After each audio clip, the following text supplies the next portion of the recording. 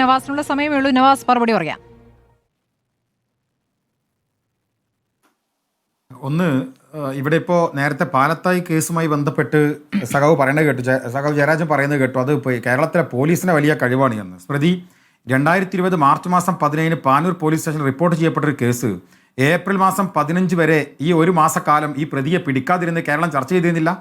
അന്നത്തെ ടീച്ചറമ്മ പറഞ്ഞത് എനിക്ക് ആ കേസിനെ കുറിച്ച് അറിയുമായിരുന്നില്ല എന്ന് പറഞ്ഞത് കേരളം മറന്നുപോയി എന്നാണോ സഖാവ് വിചാരിക്കുന്നത്? അന്നത്തെ IG ശ്രീജിത്തിന്റെ ഫോൺ സംഭാഷണം പുറത്തു വന്നത് നമ്മൾ മറന്നുപോയതാണോ? ആ ഫോൺ സംഭാഷണത്തിന്റെ പിൻബലത്തിൽ ആ കുട്ടിയുടെ മാതാവ് ഹൈക്കോടതിയിൽ പോയി പ്രത്യേക അന്വേഷണ സംഘം വേണം എന്ന് പറഞ്ഞതും അതിന്റെ അടിസ്ഥാനത്തിൽ സംഘം വന്നതും നമ്മൾ മറന്നുപോയതാണോ? അങ്ങനെ സഖാവ് എല്ലാത്തിനും കൂടി ക്രെഡിറ്റ് എടുത്ത് പോവല്ലേ. ഒന്ന്, ഒരു കൂട്ടരെ സംരക്ഷിക്കാൻ വേണ്ടി നിൽക്കുന്നു, അവരെ സംരക്ഷിക്കുന്നവരുടെ പിന്തുണ നിങ്ങൾ വാങ്ങി, RSSകാരന്റെ പിന്തുണ നിങ്ങൾക്ക് കിട്ടി, ഇനി ഇവിടെ വിക്ടിമിന്റെ കൂടി പിന്തുണ നിങ്ങൾക്ക് രണ്ടും നിങ്ങൾക്ക് വേണം എന്ന് പറയുന്നത് എന്ത് മാന്യതയാണ്? അതൊരു മാന്യതക്കേടില്ലേ? ഏതൊരു മാന്യതക്കേടില്ലേ സഖാവേ? പിന്നെ മറ്റൊന്ന്, ഇപ്പോ സഖാവ് പറഞ്ഞത് ഞാനൊന്ന് പറയട്ടെ, ശിക്ഷിക്കപ്പെട്ടത് ലീഗിന്റെ സംഘടന സമയത്ത് ഞാൻ അന്വേഷണ സംഘവും പ്രോസിക്യൂഷനും അല്ല, താങ്കളുടെ പാർട്ടിയുടെയോ താങ്കളുടെ ഭരണകൂടത്തിന്റെയോ ശ്രമത്തിലല്ല. കേരളത്തിലെ ബഹുമാനപ്പെട്ട കോടതിക്ക് മുമ്പിൽ ആ കുട്ടിയുടെ മാതാവ് ചെല്ലുകയും അതിന്റെ പേരിൽ പ്രത്യേക അന്വേഷണം ഉണ്ടാവുകയും അതിന്റെ പേരിൽ ഉണ്ടായതാണ്. അല്ലാതെ പിണറായി വിജയന്റെ ഔദാര്യത്തിൽ ഉണ്ടായതല്ല. അങ്ങനെ അതിനെ പറഞ്ഞു വെക്കരുത്. പിണറായി വിജയന്റെ എല്ലാ ഔദാര്യവും കിട്ടുന്നത് BJP-ക്കാർക്കാണ്. ഒരു മാസക്കാലം അങ്ങയുടെ നാടിന്റെ ഈ വീടിനകത്ത് പ്രതി താമസിച്ചപ്പോൾ പിടിക്കാൻ കഴിഞ്ഞില്ലല്ലോ. അത് നിങ്ങൾ സംസാരിക്കില്ലല്ലോ.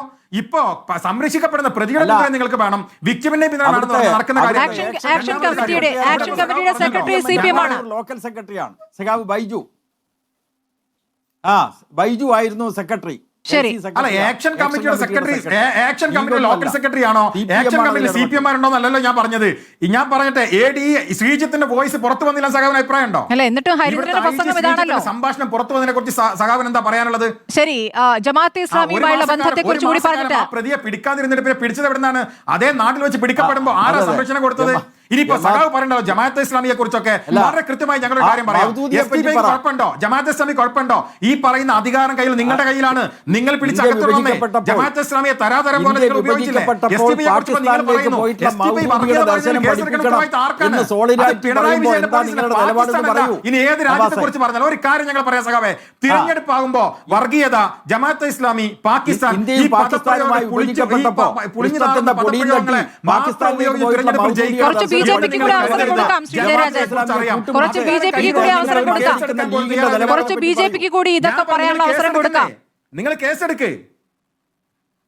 ശരി, നമ്മുടെ സമയം അതിനാവശ്യമില്ല സ്മൃതി. BJP ഇപ്പൊ പറയേണ്ട കാര്യമില്ല. അത് വെടുപ്പും വൃത്തിക്കും പറയുന്നത് ഇവരാണ്. നമുക്കറിയാം MV ഗോവിന്ദ മാഷ് കഴിഞ്ഞ ദിവസം പറഞ്ഞ എന്താ? കുഞ്ഞാലിക്കുട്ടി വർഗീയവാദിയാണ്, VD സതീശൻ വർഗീയവാദിയാണ്. എന്നാൽ കേരളത്തിൽ അടുത്തിടെ ഏറ്റവും കൂടുതൽ വർഗീയ ദർശനമൊക്കെ നിങ്ങൾ സഹകരിക്കുമ്പോഴും ഉണ്ടായിരുന്നു. നമ്മുടെ സമയം അവസാനിക്കുകയാണ്. എല്ലാ തെരഞ്ഞെടുപ്പ് കാലത്തും വരുന്ന ഒരു വിഷയമായി ഇപ്പോൾ ജമാഅത്തെ ഇസ്ലാമി കൊണ്ടുവരികയാണ് CPM.